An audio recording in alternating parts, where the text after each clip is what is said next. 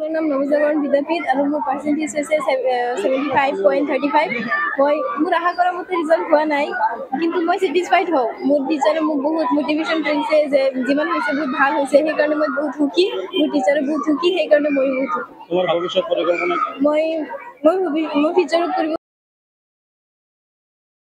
মোৰ নাম ফামিদা চুলতানা আৰু মই নৱজাগৰণ বিদ্যাপীঠৰ পৰা এইবাৰ ষ্টাৰ মাৰ্ক লৈ 82% লৈ পাছ কৰিছোঁ। আৰু মই আৰু বেছি ভাল হ'ব লাগিছিলে। পেটাৰ্ণটো চেঞ্জ হৈছে কাৰণে অলপ কমিছে, আশা কৰা মতে হোৱা নাই। আৰু জানিব পৰা মানে তুমি এইখন বিদ্যালয়ৰ পৰা সৰ্বোচ্চ নম্বৰ লাভ কৰি পেলাই ইয়াত সুনাম কঢ়িয়াবলৈ সক্ষম হৈছে, কি ক'ব, তোমাৰ অনুভৱ কেনেকুৱা? ভালেই লাগিছে। তুমি আশা কৰা মতে তোমাৰ ফলাফল হৈছে নে নাই?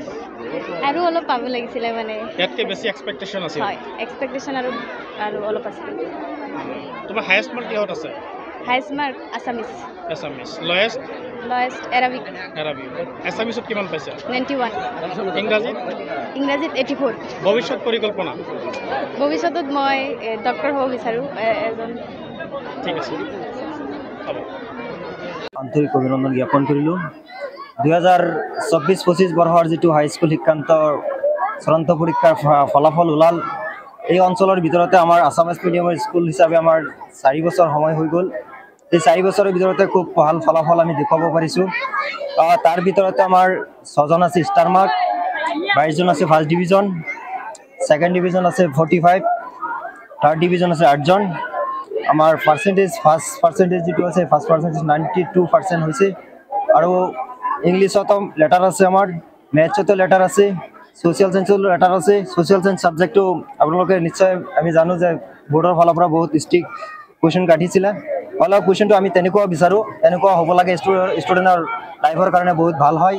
তথাপিও টোটেল 88 আছিলে, তাৰ ভিতৰত আমাৰ 81 পাছ কৰিলে, 92% আমাৰ ৰিজাল্ট হৈছে। বাকীবিলাক স্কুলতকৈ আমাৰ খুব ভাল হৈছে, আমি ফুল্লি ছেটিছফাইড। এইখিনি আমাৰ বিশেষভাৱে আমাৰ টিচাৰসকলৰ কষ্টৰ ফলাফল আৰু পেৰেণ্টছসকলৰ কষ্টৰ ফলাফল আৰু ছাত্ৰসকলৰ কষ্টৰ ফলাফল। এইখিনি নতুনকৈ আপোনাৰ নৱপ্ৰজন্মৰ কাৰণে আপোনালোকে শিক্ষা ব্যৱস্থাটোত আৰু কি অগ্ৰগতি ল'ব?